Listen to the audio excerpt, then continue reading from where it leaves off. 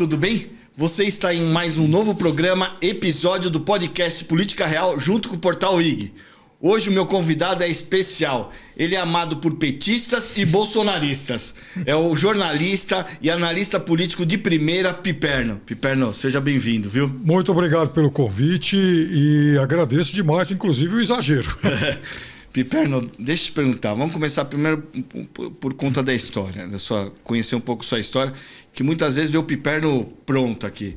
Você nasceu em São Paulo? Não, eu sou araçatubense, aí eu vim para São Paulo. Estou completando 40 anos de São Paulo, agora nesse início de ano, e eu vim para São Paulo exatamente para fazer faculdade aqui na Fundação Casper Libero. E ficou? Fiquei. Você não mora na Moca, não, né? Não. Eu moro no Paraíso, já morei no Sumaré, depois em Perdizes. Tá certo que você é palmeirense, né? Todo palmeirense. Demais. E os palmeirenses moram na Moca. E na Moca, eu digo que o povo da Moca acha que a Moca é um outro país, né? Tudo italiano, achando que mora em outro local. O meu pai tinha alguns parentes na Moca.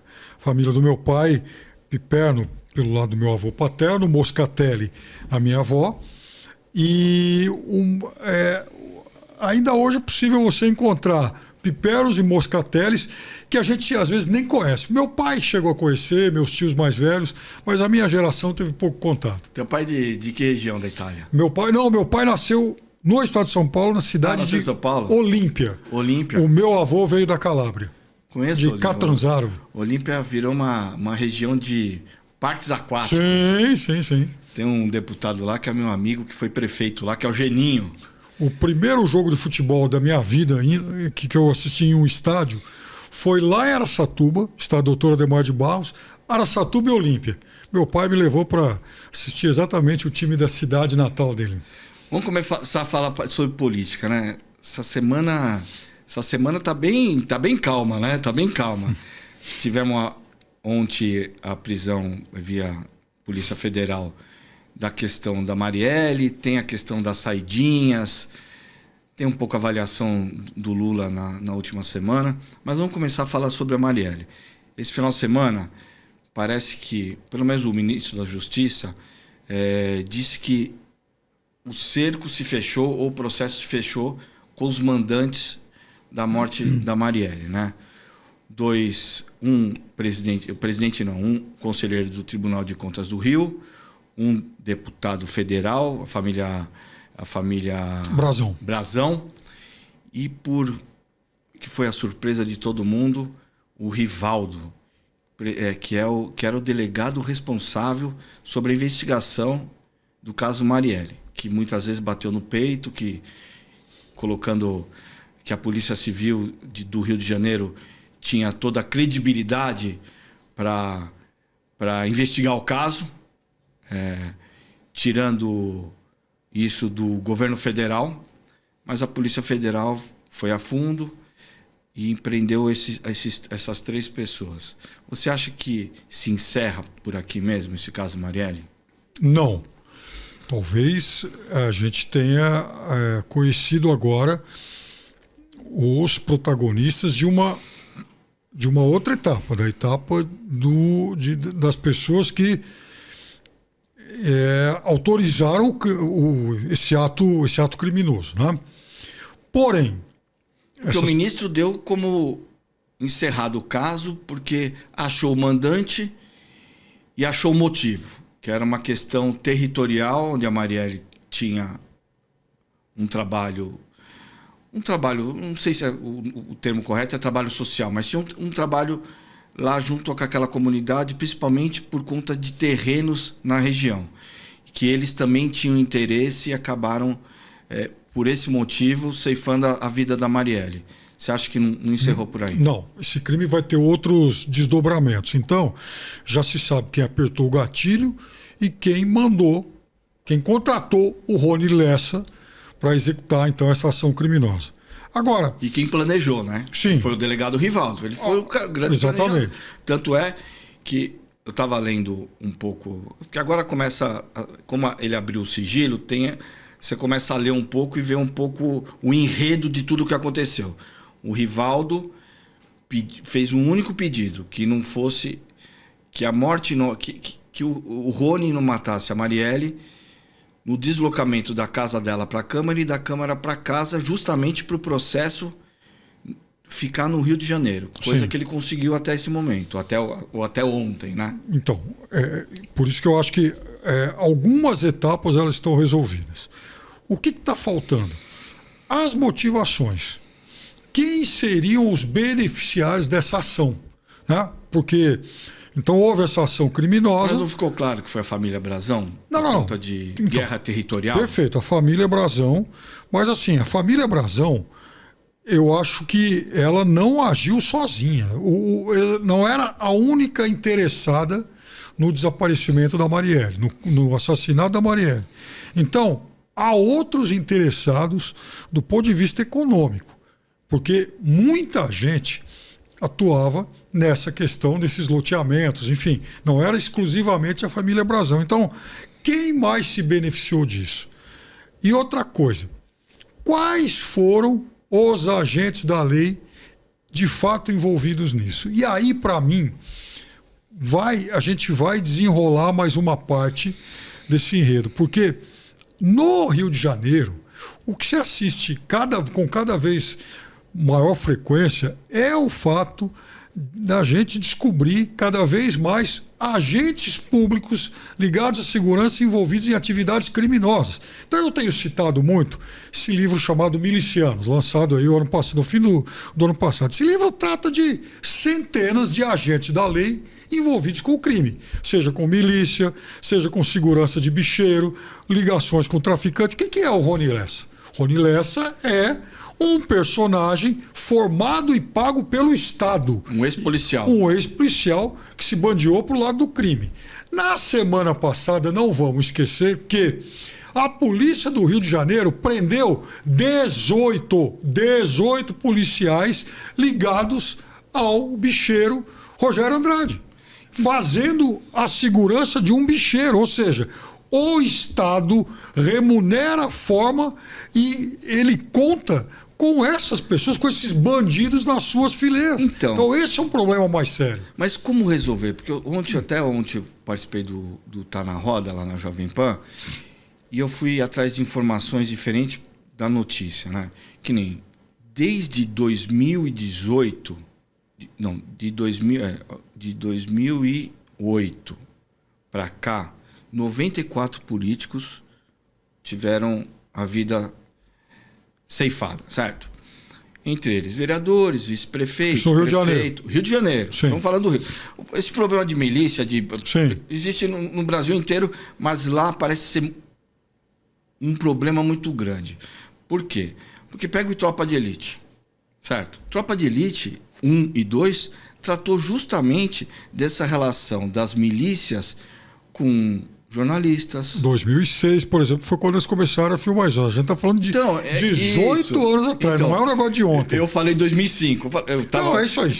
Tava o Mussa lá, que é um produtor um produtor musical, um produtor de TV, e eu falei para ele, 2007, não foi 2007.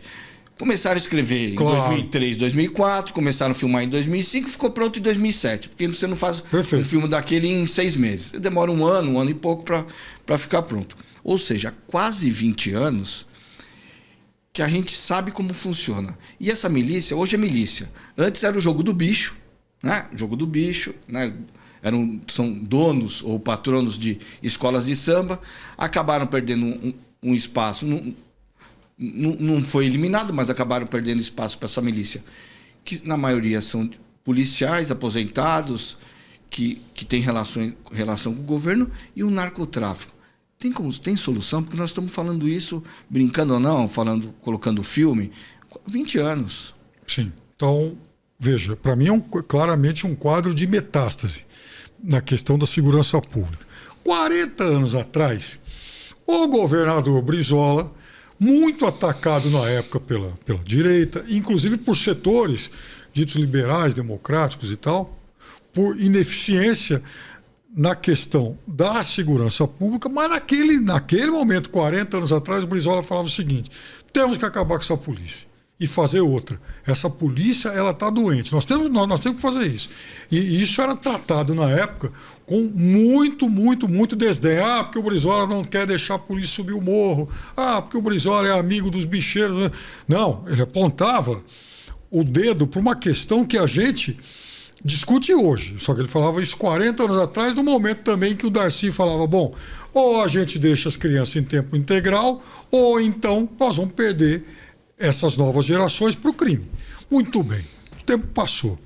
Aí, quando você vai ler, por exemplo, o Milicianos, que traça todo esse quadro, faz a linha do tempo desse envolvimento do crime com as organizações de segurança. Então você vê, por exemplo, todos os bicheiros aceitos como gente fina. E eu uso, tá aqui no celular, eu gosto muito de guardar esses recortes de jornais. 2 recortes do Jornal do Brasil, governo Moreira Franco, em 1990. Naquele momento, o Moreira Franco recebe toda a cúpula do bicho no Palácio do Guanabara, e tem aqui a foto dos bicheiros orgulhosos e tal.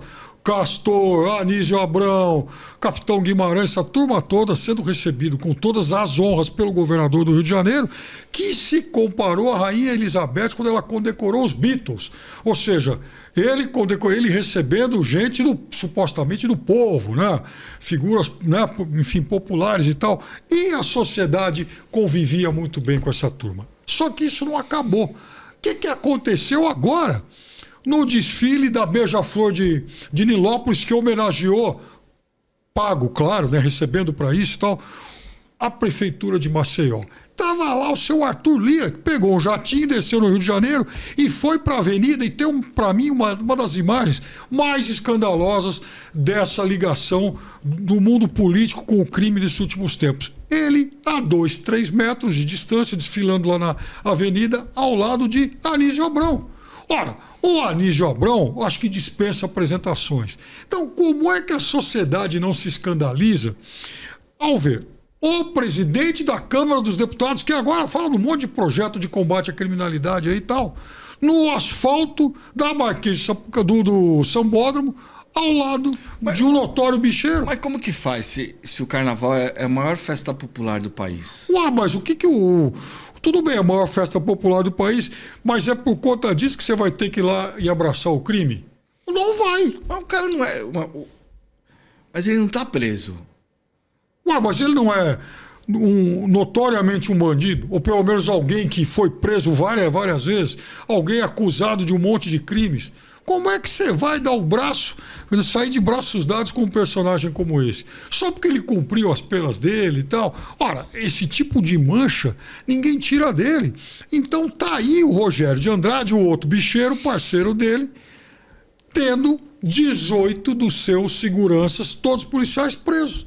Quer dizer, esse tipo de ligação carnal do crime, da contravenção com o poder político, ela não se apaga só porque eventualmente alguém cumpre uma pena, não. Quer dizer, eles continuam agindo, eles continuam contratando e eles continuam, sobretudo, corrompendo as forças de segurança. Essa turma toda estava na folha de pagamento e os salários apareceram aí de 5,6 a 7,6 mil reais por mês. Quer dizer, quanto ganha um policial? Isso significa que o bicheiro está, muitas vezes, dobrando o salário do policial. Então, virou uma cultura. Virou uma cultura. Esse tipo de ligação incestuosa, ela é aceita pela sociedade como se fosse algo normal. Aí a sociedade vai reclamar de milícia, de bicheiro, não dá, né? Então, mas você não acha que...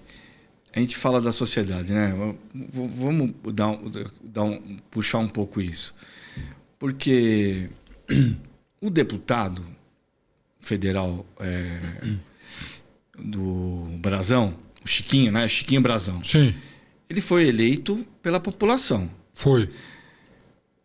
Será que ele foi eleito não é por falta de amparo do governo e ele acaba elegendo um deputado que tem relação... Porque se você perguntar para a tia do café... que vende café e pão ali na comunidade, ela te fala quem que é da milícia, quem é o miliciano, quem banca, de onde vem, onde paga, ela fala. Mas eles muitas vezes se colocam como um Estado paralelo, onde o Estado muitas vezes abandona ou não consegue chegar. A sociedade está errada em votar em alguém que ajuda eles de alguma forma? É claro que se a tua mãe está doente, está precisando de uma internação, e um meliante como esses aí vai lá e providencia isso, é natural que você fique, de alguma forma, grato a esse personagem, por pior que ele seja.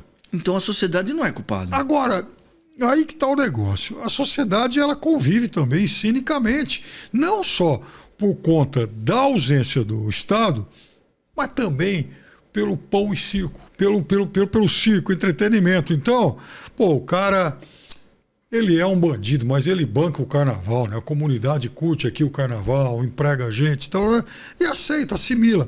Olha, há um depoimento do então deputado Jair Bolsonaro em dezembro de 2008, na Câmara dos Deputados, 12 de dezembro de 2008, se eu não estou enganado. Eu também guardo isso com muito carinho. Então, o Bolsonaro vai lá, sobe lá no plenário de uma comissão, acho que é a Comissão de Segurança, para elogiar o trabalho dos milicianos. Tá lá, quem não estiver acreditando em mim, é fácil só pegar no Google isso aí. Então, o que o Bolsonaro fala? Porque nós não podemos criminalizar o policial, o bombeiro, que recebe R$850 por mês e utiliza a sua arma para fazer parte de uma milícia, para prestar serviço, porque miliciano não é só o miliciano que vende gás, que vende não sei o que, mas ele também ajuda a proteger a comunidade. Então tá lá isso aí. Naquele momento, a família dele, por exemplo, já tinha condecorado lá o capitão Adriano. Por quê? Porque o capitão Adriano era um líder de uma milícia, escritório do crime e tal, que supostamente, na visão desses falsos messias, prestavam bom serviço à comunidade. Não tem bons bandido, não existe bandido do bem.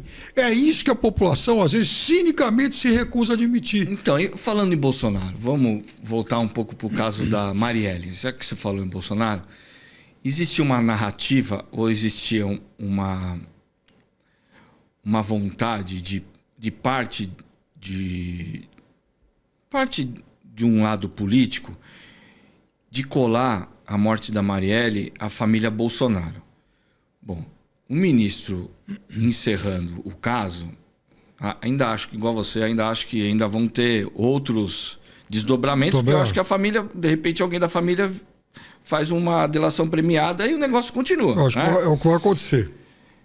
Mas nada do que apareceu até agora, a não ser as narrativas ou vontade de alguns, consegue comprovar a família Bolsonaro nessa questão da Marielle. O que a gente fala para essas pessoas que torciam para ter alguma conexão com a família Bolsonaro? Ou que achavam? Que justiça não pode torcer. Justiça tem que apurar fatos.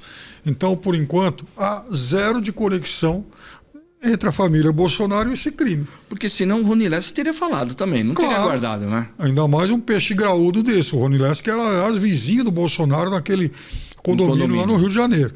Ou seja, é importante. Então, até por conta dessa aproximação residencial, né, do condomínio, tentavam colar. Só que agora você vê o processo, você vê a delação, não tem conexão com o Bolsonaro. Se tivesse também, era a primeira coisa que ia aparecer, porque abriu o sigilo da delação dele e não tem nada lá falando do Bolsonaro.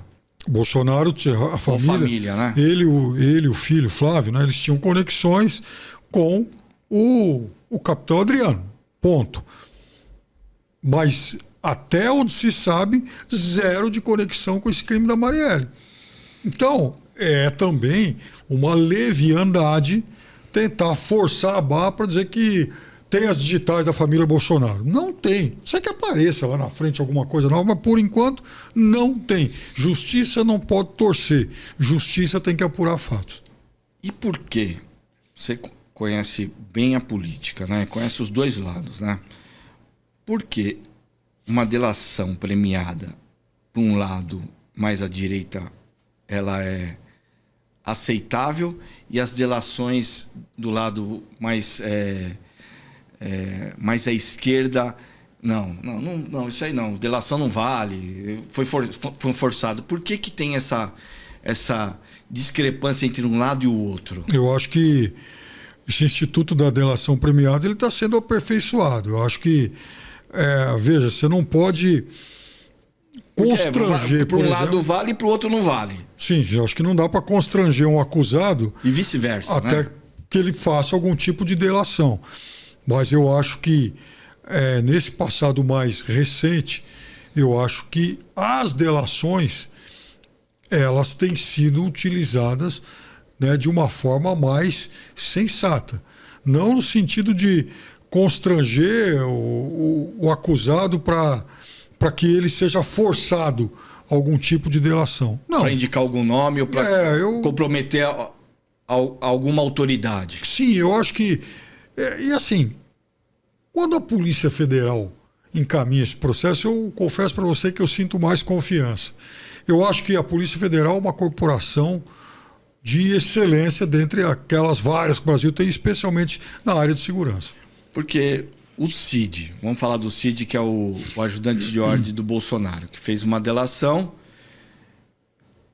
e agora, no último final de semana, no domingo, durante a semana saiu, deve ter saído na Veja, eu não li a Veja, mas foi a Veja que apurou e vazou um áudio que ele não disse para quem mandou, o Cid fala que não lembra para quem mandou, mas fez um áudio meio que desqualificando o que ele disse. Olha, forçaram, ficavam...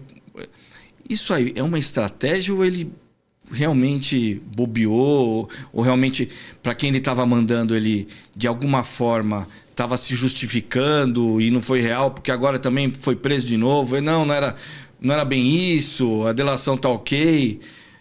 Como que... Ele reafirmou a delação dele. Você acha que pode ser uma estratégia?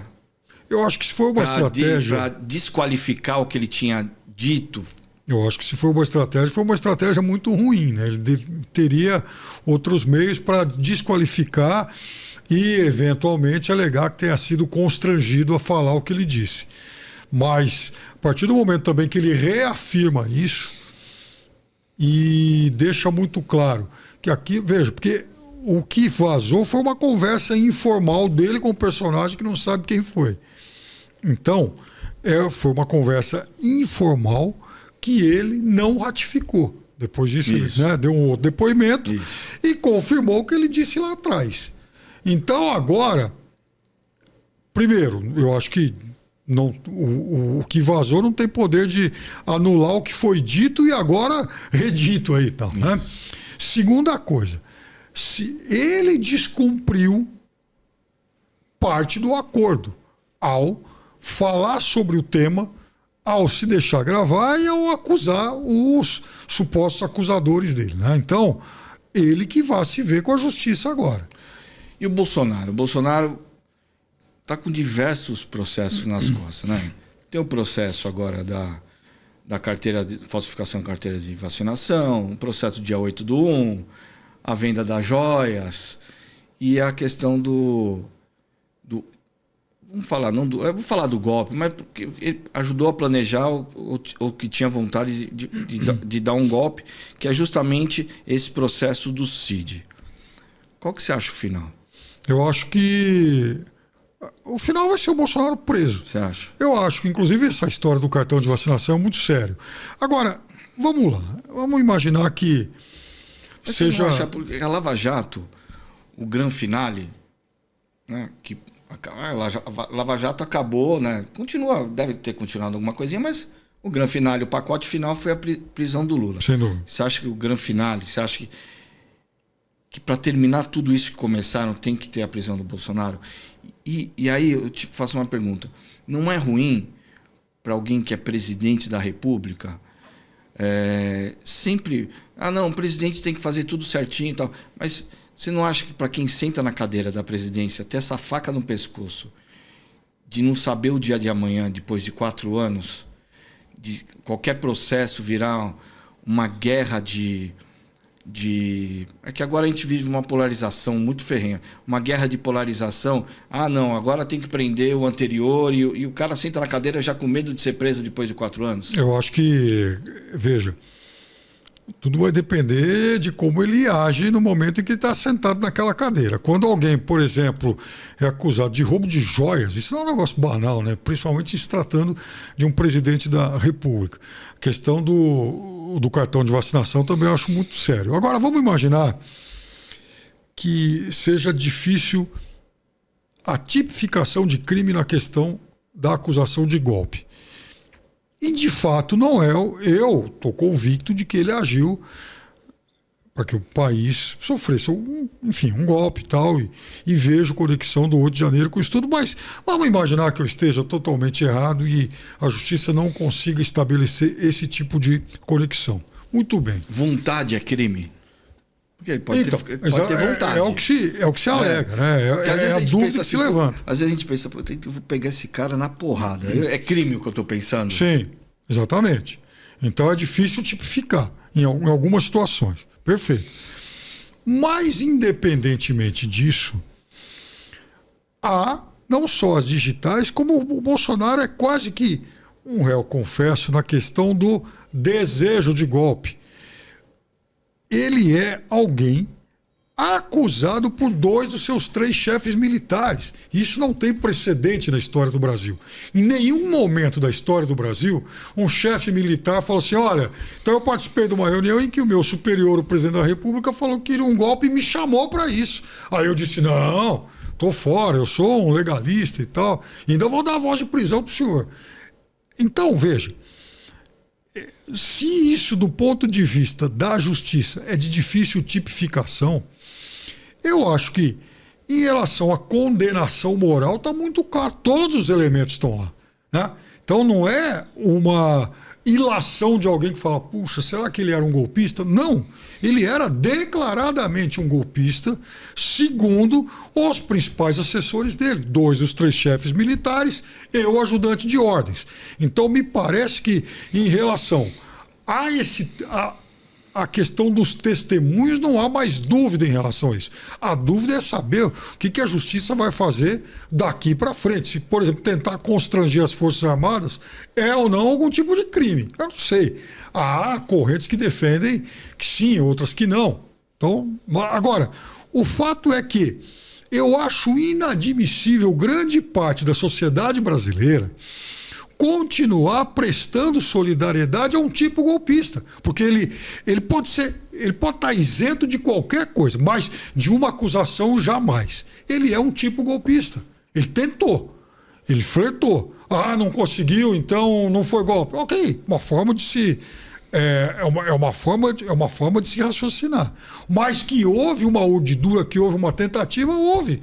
Então, como é que isso não vai ter algum tipo de sanção moral?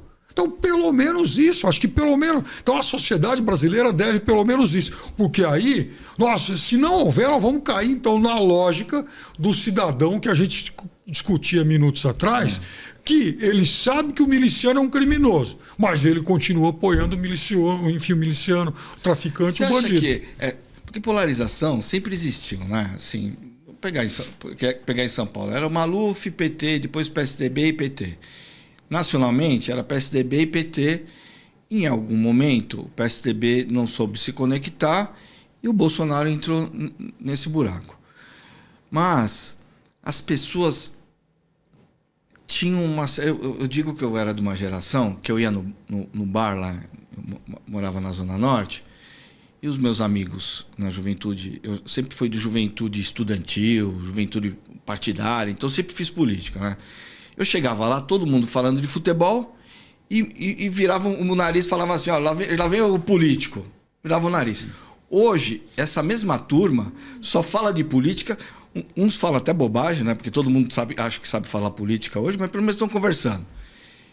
E eu quero falar de futebol. Eu estou cansado de falar política, é meu tempo de lazer. Mas as pessoas se agarraram em 2 políticos. Uma parte se agarrou no Lula e tudo que o Lula faz para essa parte.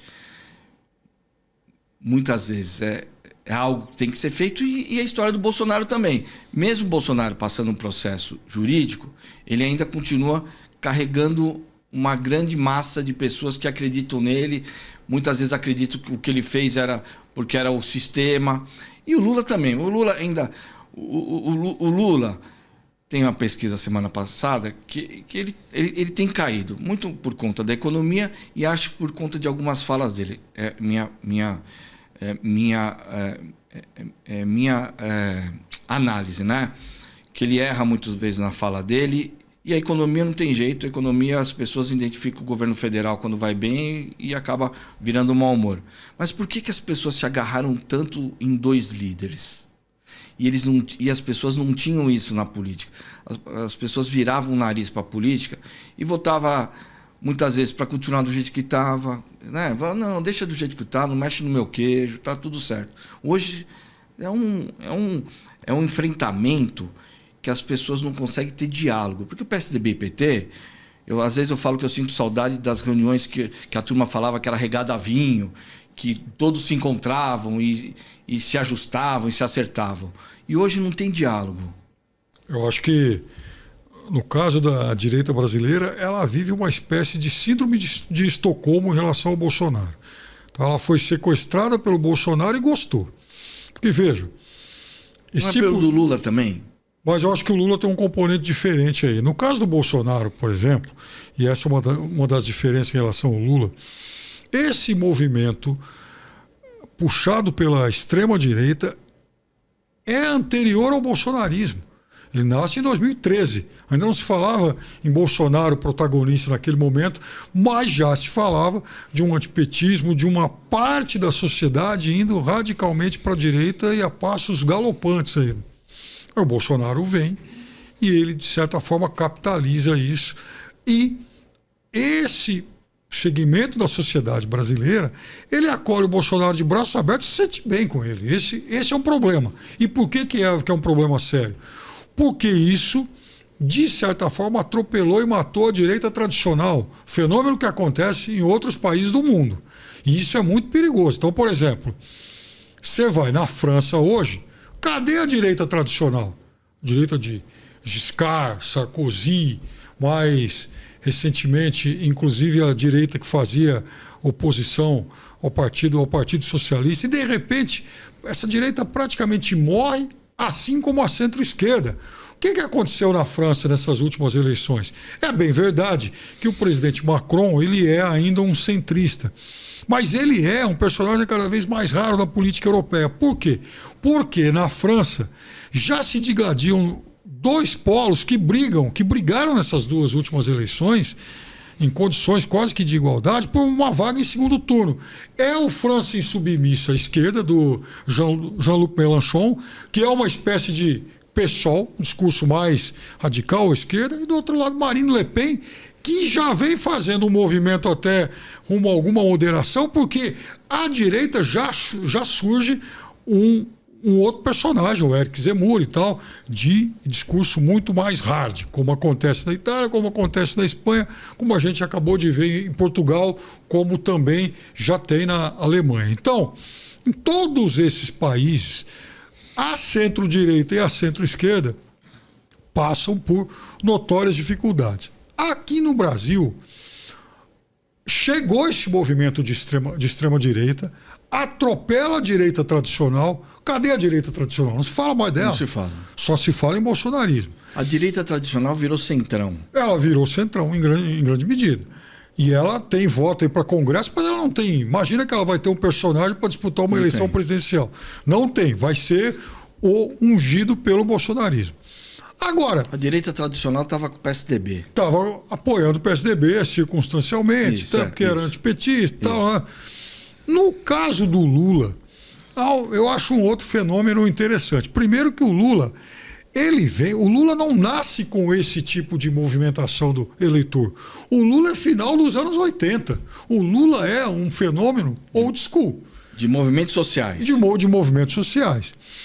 Só que tem uma coisa. Em especial, no caso dele, sindicato, mas ele tinha movimentos sociais. E o Lula, a meu ver, ele também, em certa medida, ele significa quase que a morte da esquerda tradicional. Por quê? Porque o Lula, ele faz um movimento, já há bastante tempo, buscando cada vez mais a direção do centro. Cadê a pauta de costumes no discurso do Lula? Cadê o Lula, por exemplo, incentivando comemorações aí do 31 de março?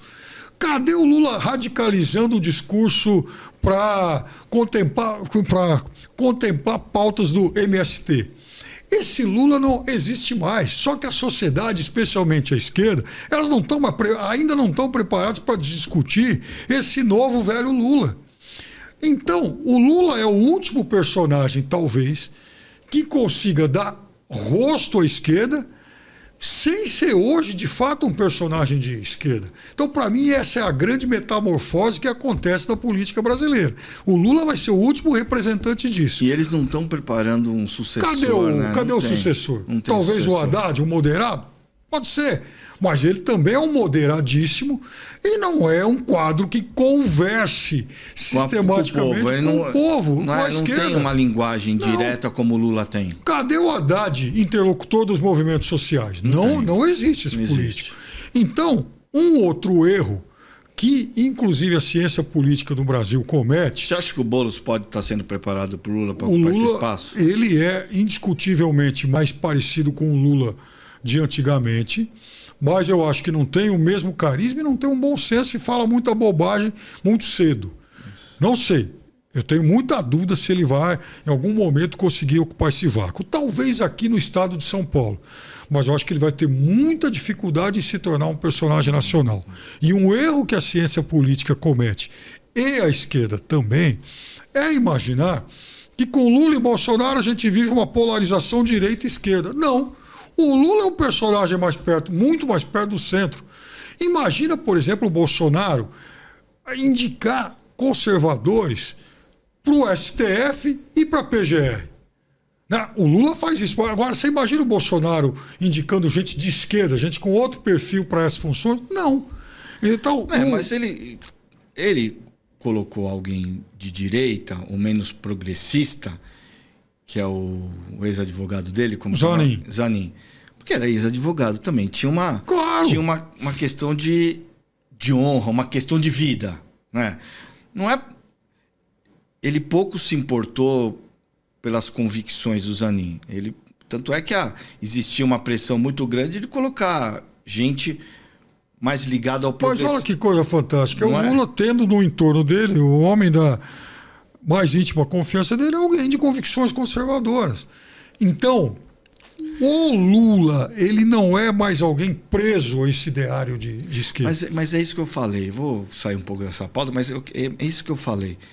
O PT de antigamente, o PT mais antigo, o PT com cabeça branca, conseguia dialogar com o centro-direita ou com o PSDB, que era o PSDB. O Zé Dirceu saía para tomar um vinho e conversar com o Aloysio Nunes, que era do PSDB. Sim. Tudo bem que o Aloysio Nunes é mais centro-esquerda, mas conseguia. Hoje, você não vê um personagem do PT sentando com um personagem da direita. Você vê o Jacques Wagner, por exemplo. Mas também não é um personagem de dimensão nacional. Ele tem um perfil diferente ao da Gleisi, é verdade. Né? A Gleisi é um quadro mais à esquerda, de fato. Um pouco mais radical. Muito mais radical, é verdade. E agora nós temos as eleições em 2024. Esses dois personagens, porque fica todo mundo, principalmente aqui em São Paulo, a polarização, tem que estar um tem que estar de um lado, outro tem que estar com o outro. Eles vão ter... Porque o Lula, volto a dizer, nas últimas pesquisas, ele está embicado para baixo e o ótimo e bom está próximo do ruim e péssimo. O que não é ruim depois de um ano de governo, também tem esse detalhe. Eu sei, mas não está, né? Claro. Não está com a projeção. Já teve melhores momentos. E o Bolsonaro com essas questões jurídicas que todo dia, né? Todo dia machuca, né? De alguma forma machuca. Eles vão ter força na decisão do voto numa eleição municipal? Eu acho que em 99,9% não. Mas eu acho que eles vão ser grandes eleitores, sim, por exemplo, São Paulo e Rio de Janeiro. São Paulo e Rio. Que são as duas megalópolis que tendem a nacionalizar mais o pleito. Eu acho que nas outras cidades a eleição ela sempre se resume muito a questões locais. É óbvio que você tem momentos como 2016, por conta, né, enfim, do Petrolão e de todo aquele tsunami que varreu o PT, uma tendência a nacionalizar mais o pleito. Mas eu não vejo como isso aconteça agora, a não ser que surja um fato novo, como, por exemplo, uma prisão do Bolsonaro. Então, é claro que um evento como esse ele poderia, de certa forma, contaminar mais o pleito. Mas em situações normais, não. Talvez. Mas o Bolsonaro preso valoriza o voto do Lula? Acho que não. Não, mas eu acho que desvaloriza o candidato bolsonarista. Então aí sim, talvez possa mexer um pouco, né, com isso. Mas de qualquer forma, eu ainda acho que a eleição municipal tem uma dinâmica muito diferente. E em 99,9% dos municípios, o eleitor ele quer mais saber quem é que vai resolver o problema do buraco da rua dele. E aí, para encerrar essa parte mais política e a gente falar um pouco de futebol, muito se fala, segurança. Eu digo que nas eleições que eu participei, a segurança pública, em especial, era sempre o quinto, sexto preocupação das pessoas. Tanto é que aqui em São Paulo, muitas vezes os adversários ficavam batendo nos governos do PSDB com de segurança. E as campanhas do PSDB não davam muita bola. Colocavam um outro item para falar que tinha item de segurança, porque a preocupação das pessoas era saúde, educação, ou educação e saúde, de repente mudava a ordem, mas era primeiro e segundo era saúde e educação. Aí vinha a questão mais municipal, que era uma questão de zeladoria, de bem-estar, e vinham outras questões, aí vinha a segurança. Hoje, eu tenho pesquisa, segurança pública em São Paulo está em primeiro lugar, depois vem saúde e educação. Sempre juntos, mas no estado, segurança de São Paulo ainda está em segundo lugar, porque o interior ainda tem um sentimento mais de segurança e tal, mas a capital é em primeiro lugar. É uma pauta realmente que tem que tomar o processo de decisão do voto? E aí eu te pergunto, essa semana votaram o fim das saidinhas, né? Não fim, mas quase que dando muita força para que ela não ocorra em vários itens, deixando a saidinha para coisas quase menores. É um problema a segurança? A saidinha é um problema mesmo? Nós temos que acabar com a saidinha? Eu acho que a segurança pública ela é e vai se tornar cada vez mais o tema, indiscutivelmente. Até porque o Estado, talvez não o Estado de São Paulo, mas o país todo, ao longo de todos esses últimos anos, tratou muito mal. Não há um plano nacional de segurança e permitiu-se o avanço do crime organizado e do crime transnacional. Então hoje, você não está mais lidando com, enfim, trombadinha, com aquele homicida que eventualmente matou alguém para tentar roubar alguma coisa. Não, você está combatendo, assim, a percepção de segurança hoje, aliás, a percepção de insegurança, ela se torna cada vez mais frequente porque o crime ele é cada vez mais poderoso, né? A ação das quadrilhas em todas as regiões do país. Hoje é cada vez mais comum, por exemplo, a gente ouvir notícias de quadrilhas que agem no norte do país, as quadrilhas organizadas que agem no garimpo, e lá é crime transnacional. E isso vai fazendo com que a presença do Estado seja cada vez mais débil nessas regiões, o que, por consequência, aumenta a sensação de insegurança. Então, o Estado trabalhou mal isso e não adianta só melhorar a economia, porque, mesmo melhorando a economia, a percepção do cidadão, por conta da insegurança, é que ele está vivendo pior. Então, aquela história lá do assessor do Bill Clinton, que a economia é estúpida e tal, ela foi realmente muito importante, mas hoje ela já começa a ser, deixar de se tornar uma regra. Veja, o governo Lula produz uma série de bons indicadores econômicos, assim como o presidente Biden. O presidente Biden vive um momento em que a economia está cada vez pior e a popularidade dele cada vez menor. E lá também há uma crescente sensação de insegurança. Então, não tem jeito se o governo não começar para ontem a executar um forte plano nacional de segurança e de combate ao crime organizado. Não tem jeito. Você não acha que esse sentimento de insegurança também é culpa da justiça? Claro que muitas vezes, eu digo que muitas vezes o bandido, o humilhante é preso, e o policial está fazendo ainda o registro, ele passa pela audiência de custódia, o policial não terminou nem de fazer o relatório ele já está saindo pela porta da frente. Sim. Claro que sim. E isso faz parte da sensação de insegurança. Um dos itens dessa sensação de insegurança é quando o cidadão acaba constatando que há, digamos, uma fragilidade na execução das regras. E mesmo algumas regras, como a progressão a partir de um sexto cumprimento da pena e tal, é óbvio que isso dá ao cidadão muita desconfiança em relação à justiça. Ele vai lá e fala, puxa vida, aquele cara é estuprador, é assassino, é bandido. Mas pera lá, ele vai cumprir um sexto e daqui a pouco ele já vai começar a gozar de benefício. Que país é esse? Que justiça é essa? E também é óbvio que causa frustração no policial, no cara que está lá no fronte. Ué, ele fala, pô, eu prendo, e a justiça solta. Como é que... Por que é assim? Desestimula, né? Óbvio que desestimula. Então, como é que você vai explicar para o cidadão que isso acontece porque é uma regra que está escrita? Ele não quer saber disso. E aí vem uma causa, vem uma das consequências disso que para mim é uma das piores. É que, à medida em que isso se repete, e lá na frente o cidadão ele é confrontado com a questão de cumprimento das leis versus atropelo da democracia para dar mais segurança, é óbvio que ele vai optar por soluções tipo El Salvador. Dane-se o Estado de Direito. O que importa é o Estado e a polícia lá prendendo, se for o caso, matando, se for o caso, atropelando a lei. Aí o cidadão passa a apoiar esse tipo de solução, que é pior, porque aí sim começa a corrosão da democracia. Então esse é um subproduto cada vez mais perigoso e, para mim, cada vez mais no horizonte das pessoas. Bom, vamos falar um pouco de futebol, mas vamos começar com justiça. O que mais se fala no futebol hoje, uma das principais pautas, é a questão Robinho e Daniel Alves.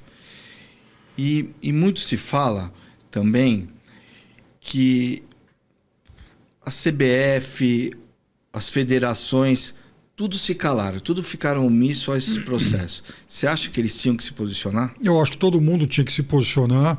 Eu acho que as reações foram covardes, mas isso também me lembra muito quando a gente é informado sobre algum caso de racismo. Então, naquele primeiro momento, aí no jogo seguinte, todo mundo vai lá e exibe uma faixa quando os times entram em campo, não ao racismo e tal, não sei o quê.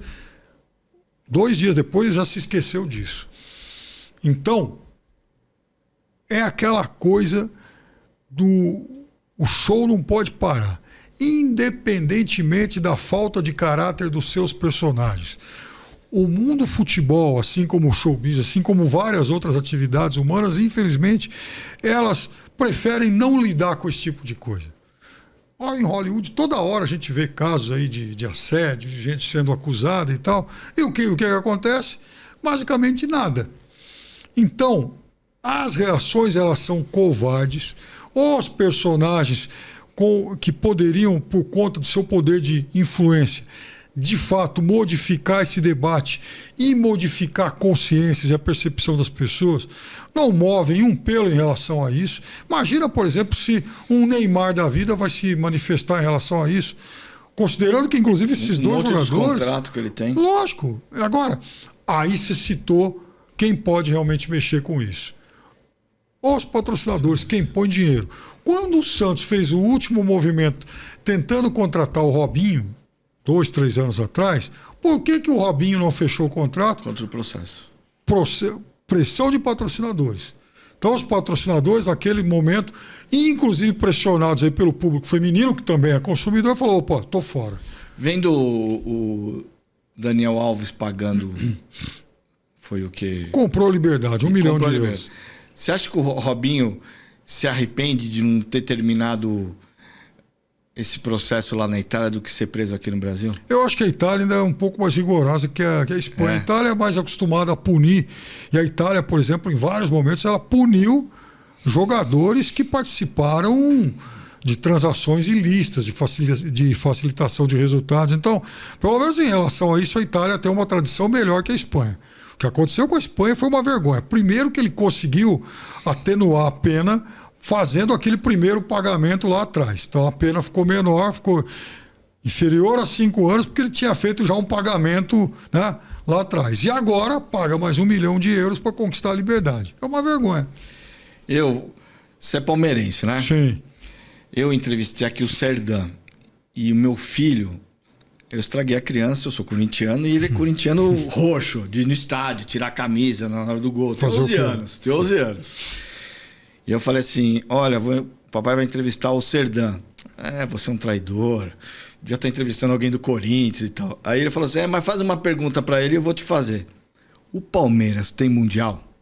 O Palmeiras tem Mundial, eu já estudei sobre isso. Que 51 foi Mundial? Primeiro, 51 para mim é cachaça. 1951 foi um torneio formatado por um personagem chamado Ottorino Barassi e que era, naquele momento, secretário-geral, vice-presidente da FIFA.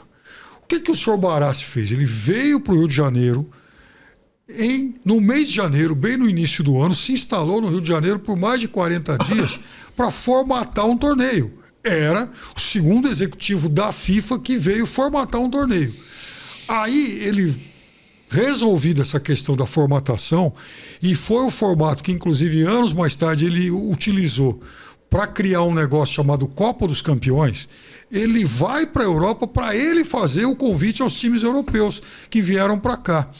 Então a história de que naquele momento não houve chancela da FIFA era papo furado. Óbvio que naquele momento não havia toda essa formalização que houve hoje. E nem havia essa preocupação. Ora, o executivo da FIFA está aqui, aí ele volta para organizar de fato o torneio e se torna o diretor do comitê executivo daquilo que foi chamado de Copa do Mundo dos Clubes Campeões, que recebeu como nome de fantasia Copa Rio, mas era a Copa do Mundo dos Clubes Campeões. Mas você entra no site da FIFA, não está lá isso. Mas aí que está o negócio. Várias vezes, por exemplo, a FIFA deu sinais dúbios. Por exemplo, reconhecendo em redes sociais, em Instagram, agora há pouco mesmo, o Palmeiras como vencedor do primeiro torneio de abrangência mundial. A FIFA tem muito pudor em chamar de Copa do Mundo, de Campeonato Mundial, talvez porque tenha outros na fila, mas ela chama aquilo de o primeiro torneio de abrangência mundial. E falando em futebol, eu vou falar, nós estamos conseguindo criar novas gerações. Por que eu te pergunto? A seleção jogou essa semana, mas vamos falar da seleção olímpica, que foi eliminada. É a nova geração, correto? São tudo mais novos. Mas a gente está criando, a gente ainda é o país do futebol. O Brasil ainda cria mais jogadores que os outros. Prova disso que toda hora vai uma baciada para lá e os meninos vão cada vez mais cedo. Agora, o problema também é de gestão do futebol brasileiro. A seleção olímpica foi muito maltratada. Aliás, eu até nem gosto muito de seleção olímpica porque ela atrapalha os clubes. E os garotos hoje de 19, 20 anos que seriam normalmente aí o pé de obra de uma seleção olímpica já são titulares em clubes importantes no mundo inteiro, não só aqui. Então a seleção olímpica representa para esses clubes até um estorvo. Agora, foi tratada de qualquer jeito, né? No momento em que a CBF inclusive andou sob intervenção. Então a CBF, o futebol brasileiro, é uma esculhambação. Agora, o Brasil continua formando. Veja, você pega, por exemplo, os meninos do Real Madrid, o Vinícius Júnior, o Rodrigo, agora o Endrick, né? o Beraldo, que joga no PSG, todos garotos muito jovens e de muito talento e que vão fazendo carreira em vários dos principais clubes do futebol mundial. Mas, para mim, eles também podem significar uma das últimas gerações que vão, de fato, servir a seleção brasileira.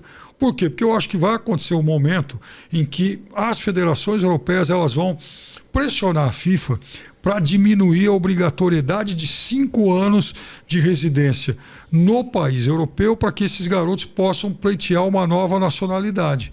Então, daqui a algum tempo, a Alemanha, a Espanha, até vão chegar ao FIFA, 5 anos é muito, baixa isso para 2, 3. Aí vão chegar para a geração Endrick, falar, escuta, não joga na seleção brasileira agora, porque com 20, 21 anos você vai poder jogar na nossa seleção aqui. Pô, e aqui você viu que o ambiente é muito mais bacana, estádio melhor, você não precisa ir para a América do Sul toda hora. Então isso acho que vai, com o tempo, exercer um poder de sedução muito forte nesses garotos. Falando de seleção brasileira, nós tivemos essa semana um jogo amistoso com a Inglaterra, correto? Nós ganhamos de 1-0, Sim. gol do Endrick. E agora essa semana, não sei que dia que é, tem Espanha. Essa semana que tem Espanha? Sim. Brasil e Espanha. Por que eu te pergunto? Se a gente falou do Endrick, né? Que foi o gol de um menino de quantos anos? 17. 17 anos.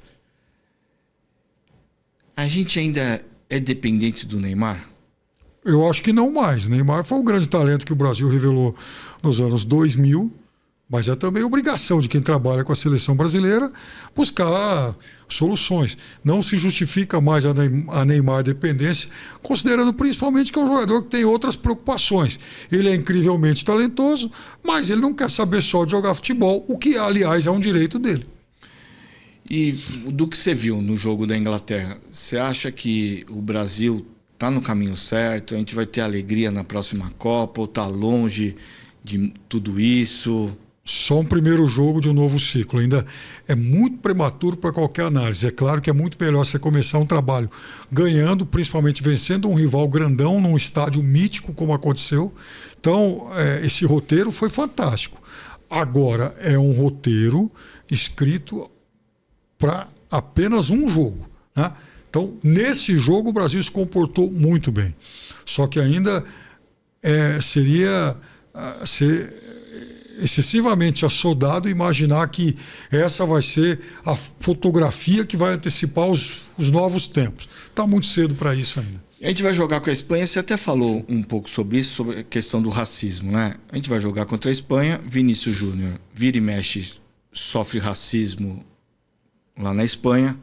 Como que essas organizações, aí você falou, faz uma faixa num dia e depois vira as costas. Mas como fazer que a igualdade racial seja algo permanente, que não vire uma faixa num dia e no outro dia aconteça novamente algo nesse sentido? A sociedade ela tem um caráter precário. A sociedade, se não fosse a coerção das leis, ela cometeria barbaridades. A gente ia ver estupro à luz do dia toda hora e na rua. Ponto. Então, existe coerção da lei para isso. Em alguns países isso é pior do que em outros. O Brasil é mais sem caráter do que esses países de primeiro mundo e muita gente chega ao primeiro mundo que tem mais caráter e a gente não consegue também por isso.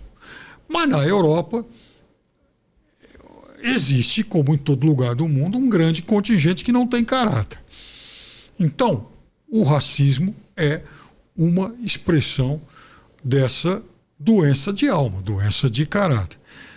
Qual a forma de se combater isso? Com regras. Ou seja, a sua torcida cometeu um ato racista, você vai ser penalizado. Você vai perder pontos, você vai perder mando de jogos. Então o clube vai sentir no bolso. É o único jeito, não é com faixa, não é com campanhas bem intencionadas que vai se resolver isso. Só se resolve, só se combate manifestação de racismo com coerção das regras. Se não tiver coerção das regras, a sua seleção fez isso, então ela não vai para a Copa.